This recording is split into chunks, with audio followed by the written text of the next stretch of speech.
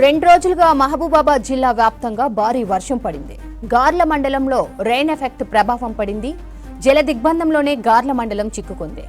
గార్ల నుంచి ఖమ్మం మధ్య రాకపోకలు బంద్ అయ్యాయి. ఇటు గార్ల రైల్వే స్టేషన్ ట్రాక్ వంతెన దగ్గర ఉధృతంగా పాకల వాగు ప్రవహిస్తోంది. రైల్వే ట్రాక్ వంతెనను ప్రమాదం పొంచి ఉందని తెలుస్తోంది. దీంతో రాకపోకలను పోలీసులు నిలిపివేశారు. ఇటు బయ్యారం పెద్దవాగు మత్తడి పోస్తోంది. నామాలపాడు దగ్గర జిన్నాల వాగు రావడంతో బయ్యారం ఇల్లందుకు రాకపోకలు నిలిచిపోయాయి. రెండు రోజులుగా మహబూబాబాద్ జిల్లా వ్యాప్తంగా భారీ వర్షం పడింది. గార్ల మండలంలో రెయిన్ ఎఫెక్ట్ కనిపిస్తోంది. జల దిగ్బంధంలోనే గార్ల మండలం చిక్కుకుంది. గార్ల నుంచి ఖమ్మం మధ్య రాకపోకలు బంద్ అయ్యాయి. ఇటు గార్ల రైల్వే స్టేషన్ ట్రాక్ వంతెన దగ్గర ఉధృతంగా పాకాల వాగు ప్రవహిస్తోంది. రైల్వే ట్రాక్ వంతెనకు ప్రమాదం పొంచి ఉందని తెలుస్తోంది. దీంతో రాకపోకలను పోలీసులు నిలిపివేశారు. ఇటు బయ్యారం పెద్దవాగు మత్తడి పోస్తోంది. నామాలపాడు దగ్గర జిన్నాల వాగు రావడంతో బయ్యారం ఇల్లందుకు రాకపోకలు నిలిచిపోయాయి. మహబూబాబాద్ జిల్లాలో కురిసిన భారీ వర్షాలకు పలు ప్రాంతాలు జల దిగ్బంధంలో చిక్కుకున్నాయి. కేసముద్రం ఇంటికిన్న రైల్వే స్టేషన్ సమీపంలో రైల్వే ట్రాక్ కొట్టుకుపోయింది. ట్రాక్ డ్యామేజ్ జరిగిన ప్రదేశాన్ని south central railway GM Arun Kumar Jain అధికారులతో కలిసి పరిశీలించారు. ఇంటికన్నే పరిధిలో 5 చోట్ల ట్రాక్ దెబ్బతిన్నట్లు రైల్వే జీఎం తెలిపారు. రైల్వే ట్రాక్ పునరుద్ధరణ పనులు వేగంగా జరుగుతున్నాయని చెప్పారు. రేపు సాయంత్రం కల్లా రైళ్ల రాకపోకలు కొనసాగవచ్చని చెప్పారు. మహబూబాబాద్ జిల్లాలో కురిసిన భారీ వర్షాలకు పలు ప్రాంతాలు జల దిగ్బంధంలో చిక్కుకున్నాయి. కేసముద్రం ఇంటికన్నె రైల్వే స్టేషన్ సమీపంలో రైల్వే ట్రాక్ కొట్టుకుపోయింది.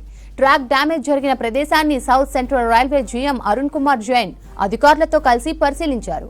ఇంటికన్నె పరిధిలో 5 చోట్ల ట్రాక్ దెబ్బతిన్నట్లు రైల్వే జీఎం తెలిపారు. రైల్వే ట్రాక్ పునరుద్ధరణ పనులు వేగంగా జరుగుతున్నాయని చెప్పారు. రేపు సాయంత్రం కల్లా రైళ్ల రాకపోకలు కొనసాగవచ్చని చెప్పారు.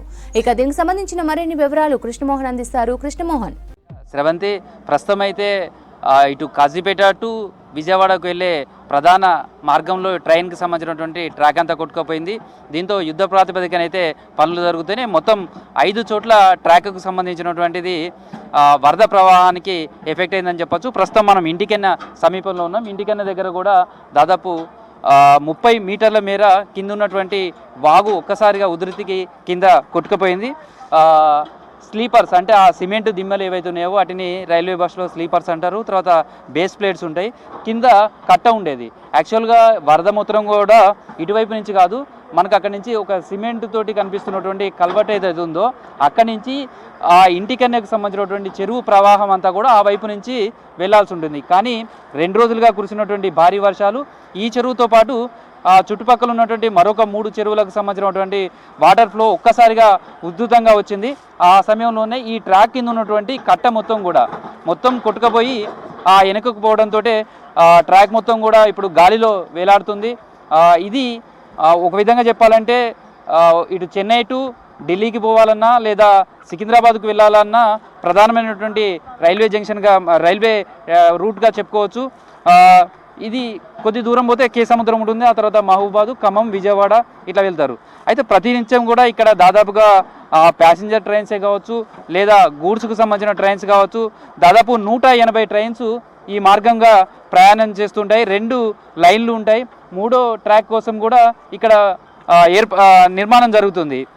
ఇదే క్రమంలో 2 ట్రాక్ల కింద నుంచి కూడా పూర్తిగా బేస్మెంట్ మొత్తం కూడా కొట్టుకపోవడం జరిగింది. ఒక్కసారే వరద ఏ స్థాయిలో ఉధృతి వస్తే ఇంత మేరకు కట్టకు సంబంధించి కూడా మొత్తం కొట్టుకుపోయిందో మనం చూడొచ్చు. ప్రస్తుతం అయితే వాటర్కి సంబంధించినటువంటి ఫ్లో ఆపి ఆ తర్వాత ఇక్కడ కట్టకు సంబంధించినటువంటి నిర్మాణం చేసి ఆ తర్వాతనే రైల్వే సంబంధించినటువంటి మార్గం పునరుద్ధరించడానికి చేస్తారు. ప్రస్తుతం అయితే జేసీబీలతోటి వర్క్ చేస్తున్నారు.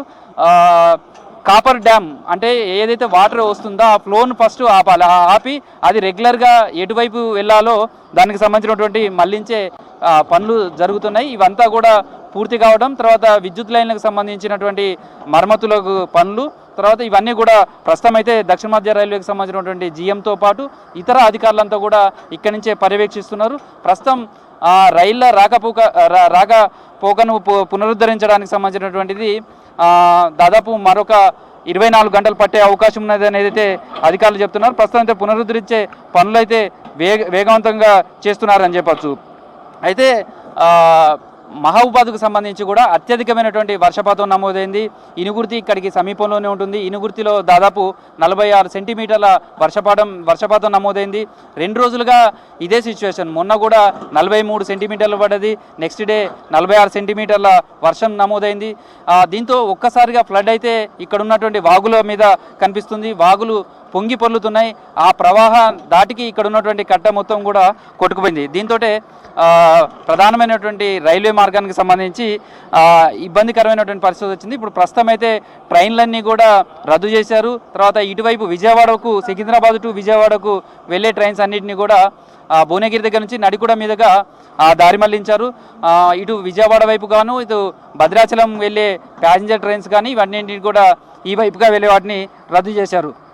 ప్రస్తుతం అయితే ఈ రైల్వేకి సంబంధించినటువంటి పునరుద్ధరణ పనులకు సంబంధించి యుద్ధ ప్రాతిపదికన చేస్తున్నారు. సాధ్యమైనంత తొందరగా ఈ పనులన్నీ పూర్తి చేసి రైళ్ల రాకపోకలను మళ్ళీ పునరుద్ధరించాలనేది అధికారులు ప్రయత్నం చేస్తున్నారు. ప్రస్తుతం ప్రవాహానికి సంబంధించి చూస్తే అంటే ఇక్కడి నుంచి ఏ చెరువులకు సంబంధించినటువంటి ఫ్లడ్ వస్తుంటుంది? ఇంత ఫ్లడ్ ఎప్పుడన్నా చూసారా మీరు?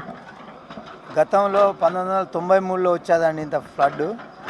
మొన్న శనివారం రాత్రి కురిసిన భారీ వర్షం కారణంగా కోరుకొండపల్లె చెరువుకు భారీగా వరద నీరు చేరడం వల్ల అక్కడ నుండి ఇంటికన్నే చెరువులోకి భారీగా వరద నీరు వచ్చింది.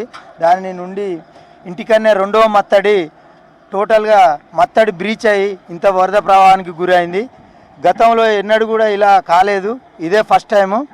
కాకుంటే కింద కూడా చాలా వరకు రైతులు కూడా ఒక 50 ఎకరాల మేర మొత్తం మట్టి కొట్టుకపోయి రైతుల పంట చేనులు మొత్తం నాశనమయ్యాయి.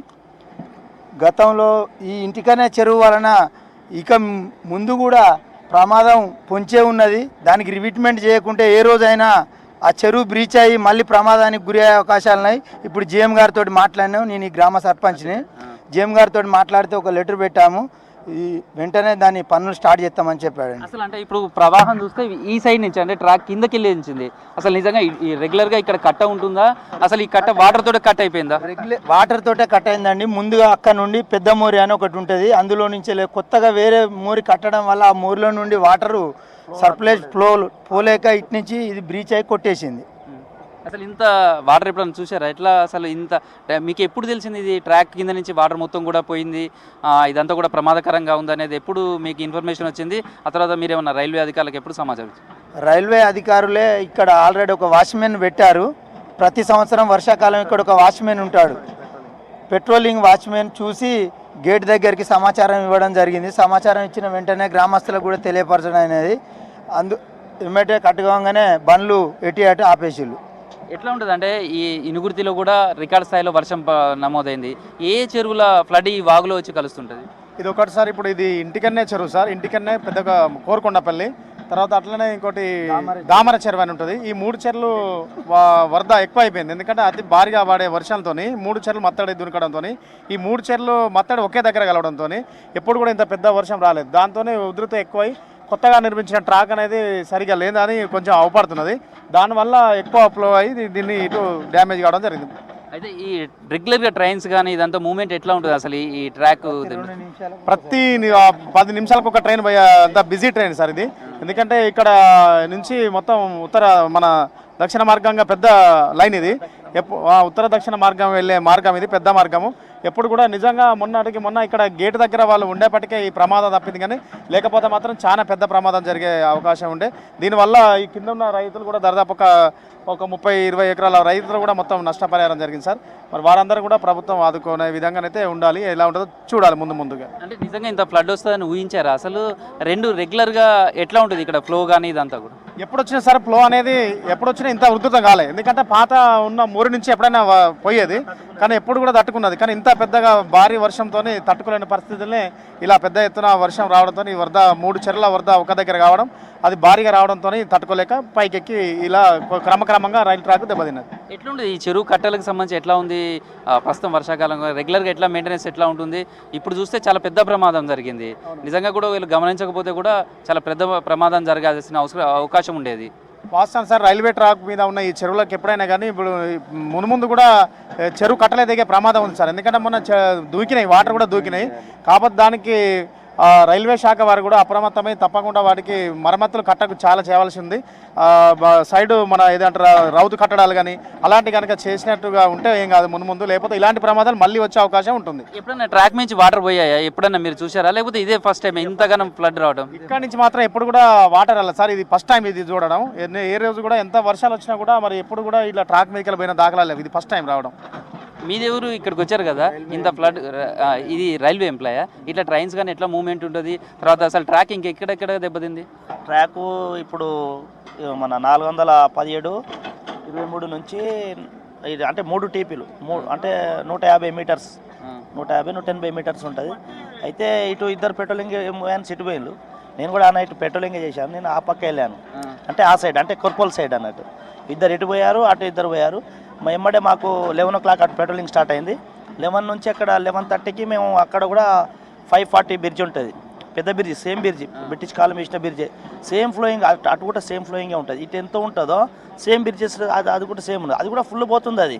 కానీ కాకపోతే ఇప్పుడు కొత్త బ్రిడ్జి నిర్మించడం వల్ల ఈ ఫ్లో ఇటు వచ్చేసింది. కానీ వాస్తవానికి ఇంతకన్నా లాస్ట్ ఇయర్ కూడా ఇంత ఫ్లో పోయినా కానీ ఆ బ్రిడ్జి నుంచి వెళ్ళిపోయేది వాటర్. మీరు ఇది జరిగేటప్పుడు వెళ్ళేటప్పుడు దీని ప్రవాహం ఎట్లా ఉంది? ఆ టైంలో సిచ్యువేషన్ ఎట్లా ఉంది అసలు? ప్రవాహం చాలా, అంటే వాటర్ ఆల్రెడీ ట్రాక్ పైకి వస్తూ ఉన్నాయి, అంటే అటు కూడా అటు అంతగా రాలేదు. అయితే ఇటు మా వాళ్ళకి ఎమ్మడే మాకు ఫోన్ ఇన్ఫర్మేషన్ ఇచ్చారు. అండ్ మేము ఎమ్మడే అటు కూడా ఫోన్ చేసి సార్ మా ఎస్ఎస్సీ ఉంటాడు, అతను కాల్ చేసి అర్జెంటుగా ఇక్కడ వాచ్మెన్ని పెట్టాలి. పెట్రోల్ మ్యాన్ అంటే ఓన్లీ లైన్ చూసుకుంటా, బ్రిడ్జెస్ చూసుకుంటా, ఇక్కడ ఏమైనా ప్రమాదం ఉందా, ఇక్కడ గుంతలు పడ్డా అంటే మా విధి అన్నట్టు చూడడం అనేది. అట్లా చూసుకుంటూ మేము వెళ్తూ ఉన్నాం అన్నట్టు. అసలు ఎన్ని గంటలకు ఇది కట్ అయిపోయి వాటర్ ఫ్లో వచ్చింది అనేది గుర్తించారు? ఎప్పుడు ఈ ట్రాక్ మొత్తం కూడా కొట్టుకుపోయింది అనేది ఎప్పుడు మీరు అఫీషియల్కి ఇన్ఫర్మేషన్ ఇచ్చారు? అఫీషియల్కి 11 o'clock 11:30కే ఇన్ఫర్మేషన్ ఇచ్చాం. ఫుల్ వాటర్ ఉంది కాబట్టి అప్పుడు కొట్టుకోలేదు.